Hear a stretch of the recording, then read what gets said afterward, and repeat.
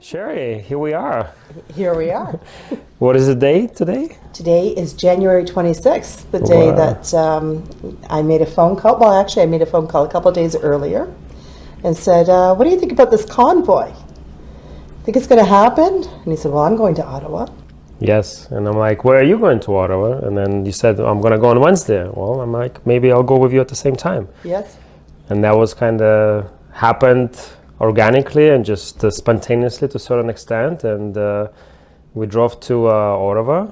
Well, first we had to pack up the SUV. Yes. So we thought they might, we didn't know what to expect. So we thought they might freeze us out, starve us out. So we made sure to take food, we made sure to take cooking appliances, and then all his merchandise. And that car was full. Yes. There wasn't an inch left. Yeah. And then we arrived on Wednesday afternoon and we went pretty much straight to the hill after we checked into the hotel, right? We started doing live feeds and we started running into people. So you started to feel that there was an energy there, that people were coming down. Yeah. It was definitely a unique experience in the sense of people were just wanted to be there. People were just overwhelmed, overjoyed. Was a lot of build-up, of course, for the previous, almost 2 years at that point. And more than anything, people definitely regained hope. Yes. And positivity definitely was expressed on many occasions with messages, with people leaving voice messages, as the truckers were rolling into the Ottawa, kids were leaving those messages. You could not help but just start crying because just so much emotion, so much humanity was on the line, right? And that's, I think, why so many people joined on overpasses and just on any roads where the truckers would be driving by. Sometimes people would line up there for hours waiting for the truck to pass by, and it just really reignited that pride and the spirit of this beautiful country that we are privileged to live in. Yes. And you could really feel it that first day there because you could start to feel everybody coming together. We went to a meeting that night and you knew that because, there was lots of talk, is this going to happen? Yeah. And we were getting reports about all the convoys coming around and you were showing them to me and we knew. So I got a suite at the Marriott Hotel and it had a balcony. And so we knew that this place could be our refrigerator because we didn't know if there was going to be anything available to us to be able to go and eat. Yeah. And there were a few places that stayed open, but most places were closed. But and at first it was just for us, really, and we ran into a few people and we invited them over for drinks and to connect. And then a couple days later, I think it was on the Friday, I ran into Laura Lynn Tyler Thompson in the lobby of the Marriott, and I overheard her say, I need some interviews with the doctors. And I thought, well, I can help with that. And so I said, Laura, why don't you come to room 2611, which became kind of infamous in Ottawa for the people that came down there. I think there was probably almost everybody in that room at some point. Yeah, it was definitely an array of people, and that became like the meeting spot, that became a spot of everyone to come, during the day to check in, to see what's happening. There was a lot of, meetings happening there and a lot of networking, and it was definitely great to have a place like that. So thank you for taking an initiative and organizing it. I think it was extremely important and instrumental in a lot of things that took place in Ottawa over the next 3 weeks that we were there. Well, we needed a home away from home. And we had a lot of people that had podcasts and journalists, and they didn't know each other. And some of the doctors and scientists didn't know each other. And we had the Arc Hotel and the Swiss Hotel, but they were a different environment. This was a home away from home. So I think after that first weekend, I kept the doors open from 8:30 in the morning to 11 at night. So you knew you could walk in there and be a breakfast buffet. I cooked out of the bathroom.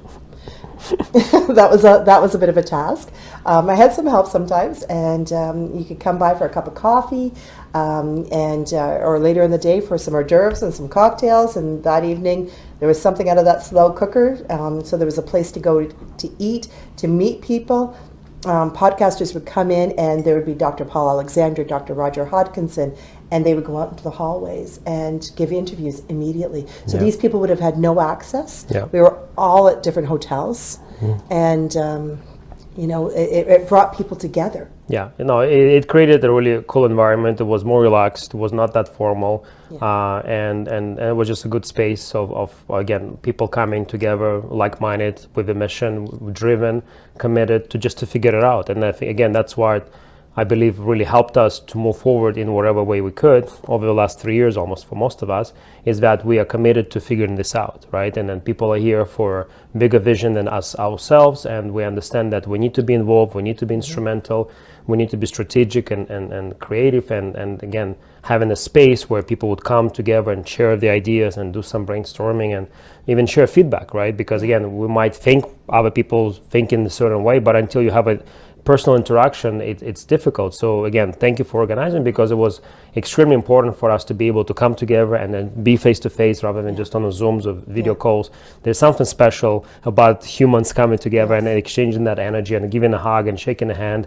And it was a lot of interesting experiences, and I would not change it for anything. The reality is people think what really happened, did we really accomplish things or not, and we'll discuss that in a moment. But I really believe that things unfolded the way they should have. I don't know if you remember, I think early on, I actually made a prediction that this is only going to last 3 weeks, because the Berlin Wall lasted only 3 weeks, and it did last 3 weeks. Maybe it didn't unfold it exactly as we were anticipating, but it's challenging for us to figure out what's really the best way, because we do our best to see the bigger picture, but there's obviously other things in play. So I believe the way it unfolded, it's exactly how it's supposed to be, because we are in a bigger battle, right? Like what could have happened that time in Ottawa, who knows how much more other pieces needed to fall into this place. So what happened, what happened later in the follow-up weeks in terms of, what happened with Justin Trudeau? What did he do? Well, the one thing that that room really showed me was there were no divisions amongst us. They were all man-made. And we didn't try to break them down. They just broke down in Ottawa. And we saw the power of love, something beyond anything I had ever imagined or felt was even humanly possible. And in that room, we saw it. On the streets, we saw it. You walk down the street, and you've never seen happier kids. And I was actually, as a parent, somebody thought, is this the right place to bring them? But it was a perfect place to bring these kids, because these kids got to experience the love and joy that was just on those streets. And it was something I think that people that came on the weekends became addicted to, because you've never felt that. You've always maybe in the back of your mind wanted something like this, saw that this is the kind of connectedness that humans could have, but never experienced it. And even though you might have said that, the 3 weeks, I personally never wanted it to end. I would have stayed there, because it was like we were outside of the main For sure.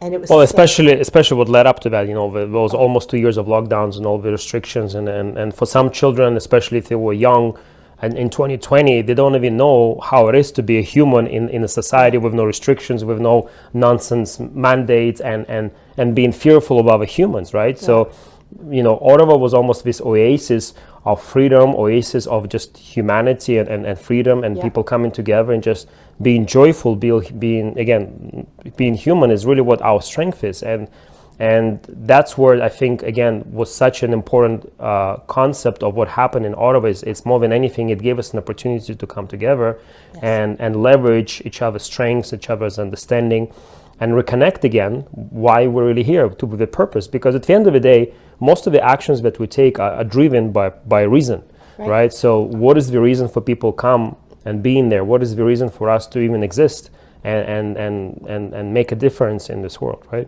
Yeah, I know. I think it changed us forever. It's the anniversary, and all of those people that walked into that room. I remember there was a moment I got a call from Bethan Nodwell, who was the person running the stage in Ottawa, and she said, "Shari, I need more people to speak."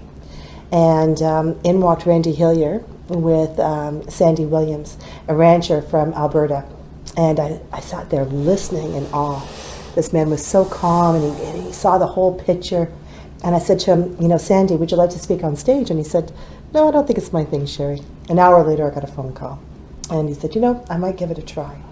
And so he went on stage, and he captivated the audience. And the next thing I knew, he was at every press conference. It didn't matter. Like, I think we had the BBC there or the Telegraph. We had journalists, CBC, all wearing masks, of course. And there was Maxime Bernier, there was Dr. Paul Alexander, there was Roy Bayer of Taking Back Our Freedoms, Brian Peckford. And who did they want to listen to? They wanted to listen to Sandy Williams. And so he became a great spokesperson for the convoy itself. And that was a pretty magical moment in Ottawa. There were so many times. Yes. I was in the room most of the time. I seldom got out because I was, scrambling eggs, or I was, cutting hors d'oeuvres for, the afternoon. Well, networking, welcoming people. Right? And so, I was being a hostess. Yeah, I was doing all of that. And it was really important because people didn't know each other. Yes. And those relationships have continued. Yes. And we needed to come together. And but you were mostly on the streets, so you saw things a lot more than I did on the streets. Yeah, I mean, it was incredible to be a part of this. Again, people just came together, they figured things out.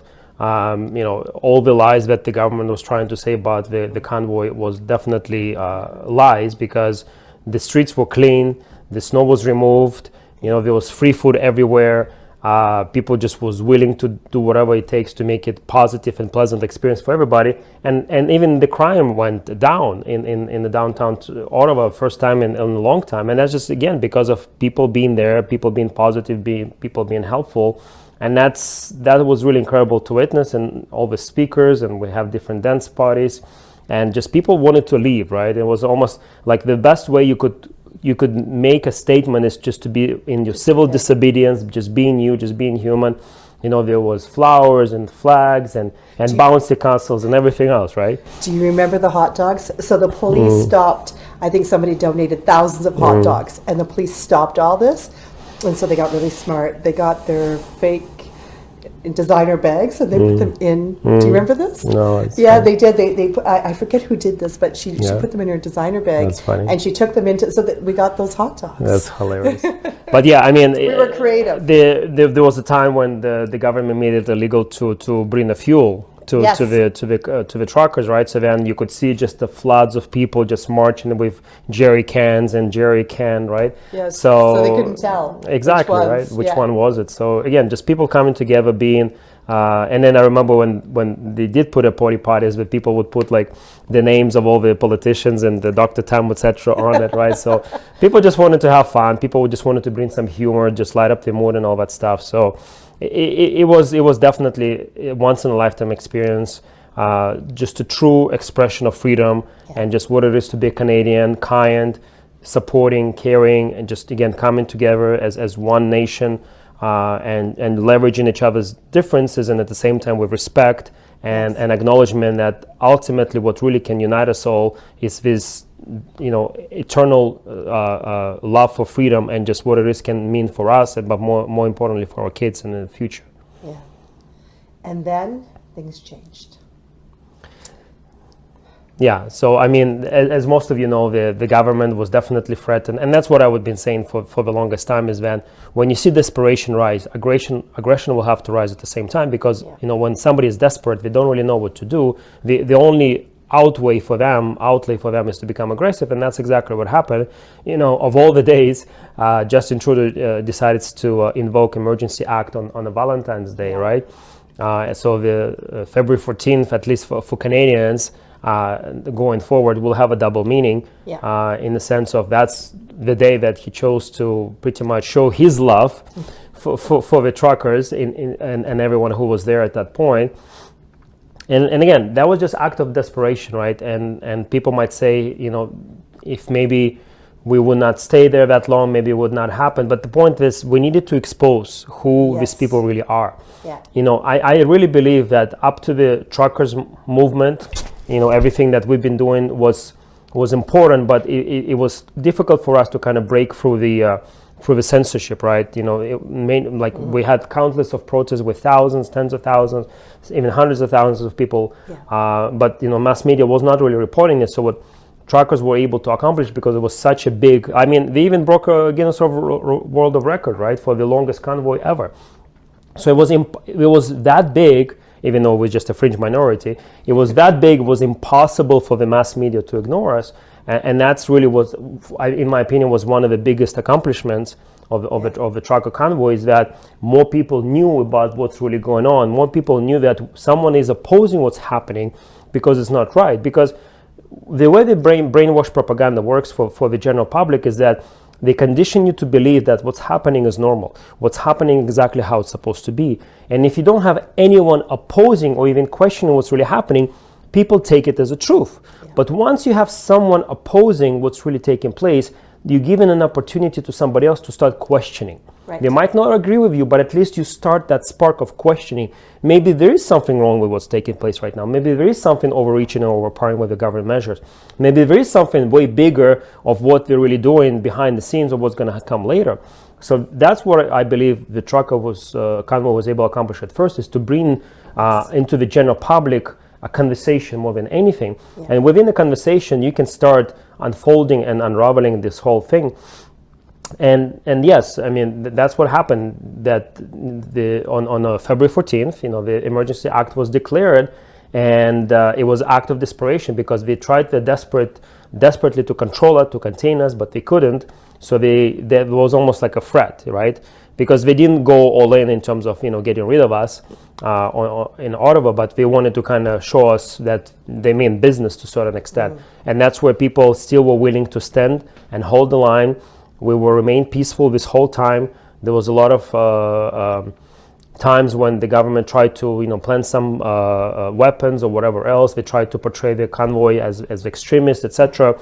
And ultimately what we all knew, and that's why the message from at least some of the leadership and influencers was always remain peaceful. No matter what, always make sure that we can identify the troublemakers and always remain peaceful, because we knew that they wanted to create a Canadian version of January 6th, yes, in a sense of create this whole violent uprising, and that would give them the justification to go all in on us. But guess what? That never happened. No, that was the most amazing part, actually, was the fact that so many people came down there. And the streets were clean. The homeless were looked after. People that got sick were taken care of. The hospitals were empty. And all of us came there, and there was sometimes there was too much alcohol for some people, but nothing bad happened. No. Nothing happened. Not a single thing. And think about that. Not a single thing. There's like thousands upon thousands of people, but everything got worked out. I mean, that's in itself is a testament that we had a lot of good people with only good intentions, yes, and everything was as well organized as it could have been. We were totally aligned with our intentions. We came from all different parts of Canada, all different aspects of the freedom movement, yeah, and then we came together. And then I remember the moment. So it was a Friday afternoon, and my boys were coming down. And I thought we had to Sunday before the violence. We knew we were going to get attacked. Yeah. I just thought we'd have a bit more time. And I remember Saturday morning, Vlad walks into my room with his phone on, and there's Christine Nagel. She's yelling at the top of her lungs, saying they've got, pepper spray, rubber bullets. This is what's happening. Yeah. And Kristen and a lot of the women were on the front lines, and these were our friends, yes, that we were very close to. And I was in that room. He was able to go out. I was kind of trapped inside there, and I just started bawling. I just couldn't imagine what they were standing up against. There was Jody Ledgerwood, who was pepper sprayed and pushed off of a wall, and just kept getting back up with her camera, and filming everything for us all to see. These were the women, and the men were. It's not the men weren't there. They were protecting the women. They were pulling them out. Yes. Remember when Ben, the boom truck driver, yes, the kindest guy, he was a gentle Ben, yeah, and they pulled him out of his truck, and 7 police officers started beating him, and the crowd knew what to do. They pulled him when they knocked him to the ground. They pulled him out and got him to safety. They did the same thing for Jody. Kristen Nagel, she came back to the room, and I remember, I'm like, "Are you okay?" She's like, "Yeah, I got a few bruises." And I'm like, because we knew that she's a warrior, and we knew that we needed a place to go. We knew that they were throttling the internet, so we needed to make sure that people knew where to go, so that we knew everybody was okay. And that was kind of surreal. One of my friends, who was a contractor of mine, was at the event and saw an older woman who was scared at the front line, so he wanted to help her and move her out. And he was beaten by numerous police, hogtied. And he really suffered for all of that. They put him in jail. They smashed up his truck. And he was just a man that was standing up for his family and actually trying to remove somebody who's scared from there.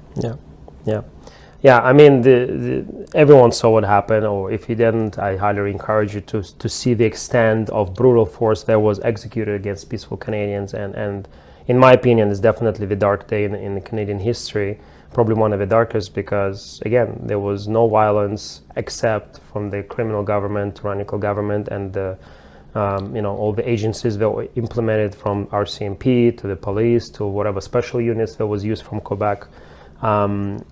There was definitely no justification whatsoever, and the extent of the violence imposed on the peaceful Canadians should be investigated, and it will eventually. The time will come for the judgment for everybody involved, and until then, we should acknowledge and thank for everyone who was a part of that, for everyone that stood the line and sacrificed, and still is sacrificing. I mean, we literally have, Jeremy Mackenzie from like 3 days ago being debanked from Scotiabank, right? So the persecution continues, and it just shows you that they're not going to stop until we make them stop, right? So we have to continue organizing. We have to continue to be peaceful. In non-compliance is one of the best ways. And one of the things that many people are working right now is creating parallel societies, parallel economies, so then we can definitely shift the power that we have within ourselves away from all these things that have been imposed on us. So, but yeah, going back to Ottawa, it was significant time, in one of the most significant time, in my opinion, in the Canadian history, and just knowing in human history too, and that's the whole world came together. Yeah, no, and thank you for saying this, because I often say that the Canadian flag literally became a flag of freedom all across the world in a matter of days. And it remained the same way until the different SIAP was created. Not going to discuss this, but the point is, Canadians definitely showed the world the determination and commitment to freedom, and it's very important for us to keep going. I mean, there's no stopping at this point. We have to persevere, and we will. And more than anything, understand that we have bigger force on our side, and that is love, right? And understanding that we're here to the end, whatever is the end, and we're willing to do whatever it takes to protect our way of life. And I think it's important for us to be now strong and proud and loud, and not to be apologetic, and not to be diminished in some way or form, that thinking that our way is maybe not the right way. No, our way is the right way. You're on the right side of the history. There's no question in my doubt. It's crucial to have that stand, to have that confidence, to have that assertiveness in your way. Still respectful of everyone else, but understanding that if you're going to try to cross my way of life, my family way of life, and threaten that, it's not going to fly, and we're going to stand up to that. Yeah, there was some amazing organizations down there, like Taking Back Our Freedoms, Brian Peckford, Roy Bayer, and George Bayer, and all the others that are part of that. There was Randy Hillier, who was in my room quite a bit, and I got to tell you, that man is, very special human being. He was a real leader in Canada, and at that convoy down there,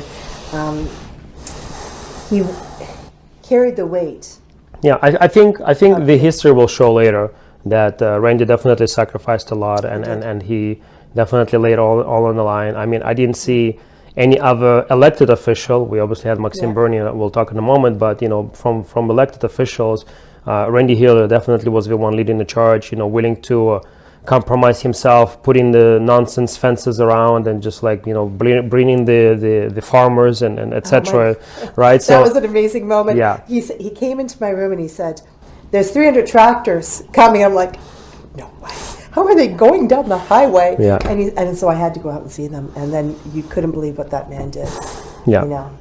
And now they've silenced him. Yeah, I mean, but again, this is what happens in political persecution, right? As Maxime Bernier said in the moment, and we can talk about him now, but he said, the only weapons I have is my words, right? Yes. So, and that's what the tyrannical government are afraid the most, is people speaking their word and being empowered with their word, and sharing the word, and bringing more people on board, and creating more independence, and creating more courage, and people just standing up and saying, enough is enough, we're not going to take this anymore. Yeah.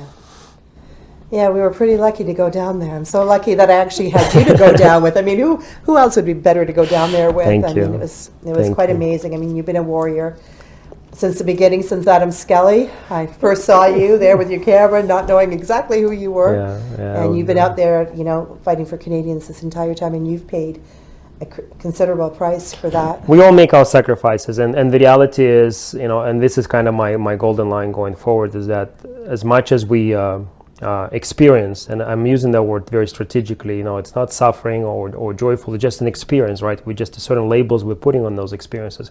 But everything that we experienced over the last 3 years, I know for a fact it made us stronger, it made us wiser, and more important, it made us more human. Yeah. And I think that's really the biggest gift that we can acknowledge in the whole storm of our lives that we're in right now, is that it's forcing us to become more human than we were ever before. Yep. And understanding what's truly matter, what's truly important to ourselves, to our families, and to humanity as a whole. And once you have that as your vision and you just focus on that as laser sharp as you could, everything else starts making sense, and everything else kind of falls in its place where you know what you have to do next. And that's it. At the end of the day, all we can do is we just take one day at a time, as most people know. That's what I say, because that's all we can do. We can take one step at a time. We know in the direction that we're going to. We know in the people that we're working with, and we're making a difference. Yeah.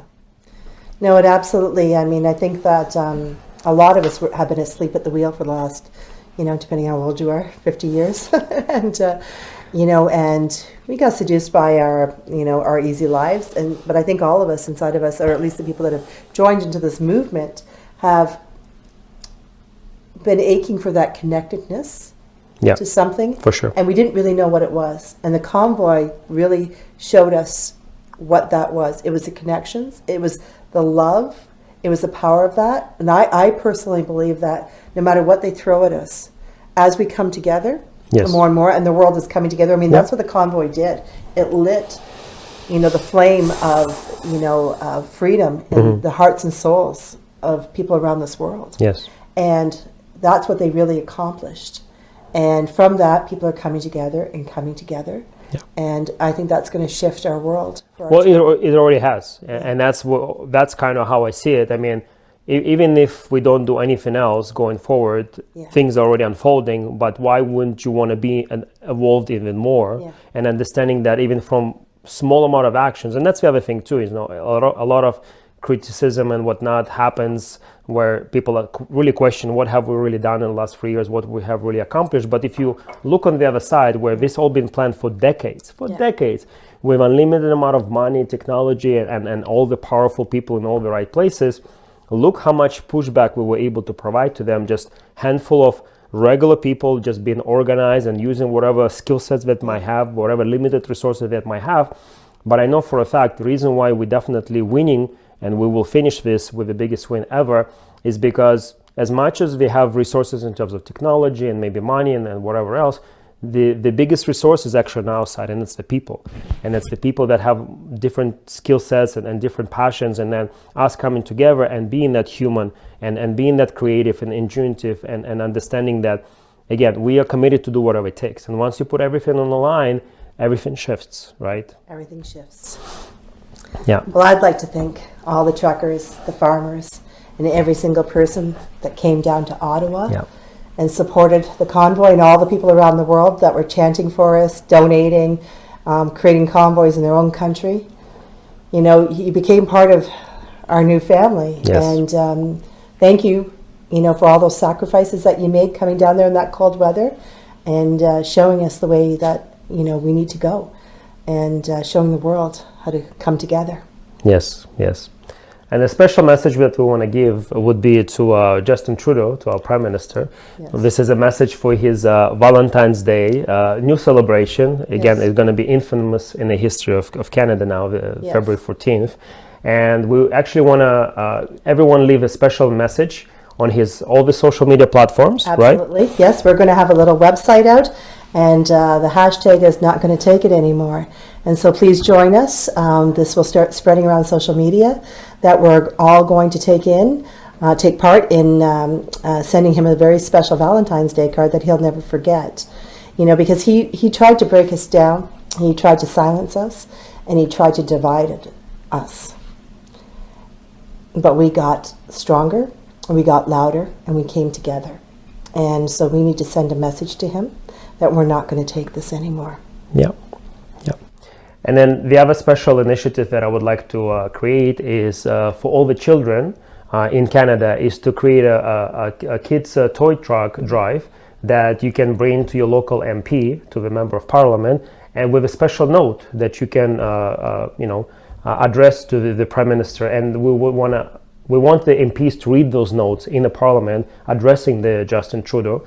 And before you deliver that note, we would ask the kids, with permission of the parents and obviously their help, to record that, reading that note live on social media. And we want everybody to send that out on social media. So then before you deliver those notes and the toy truck to the local MP member, you're able to read that and kind of show this. And then imagine we have a lot of toy trucks in the Parliament with a lot of kids' messages, really expressing what it's meant for you to be living in Canada, what is meant for you to witness the Truckers' Convoy the previous year, and what is the vision for Canada you hold.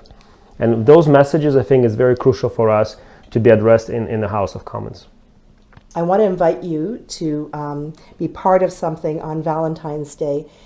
Look at the links below. There's a website, and on February 14th, which is the anniversary of the day that Prime Minister Justin Trudeau invoked the Emergencies Act, it's a day of love. Let's send Trudeau some of our love. Please get involved, go on your social media accounts, and let's flood all of his social media accounts. And let's tell Prime Minister Justin Trudeau and all the world leaders around the world that we're not going to take this anymore. So join in and let's amplify our voices. Okay, a really heartfelt hug. There you go.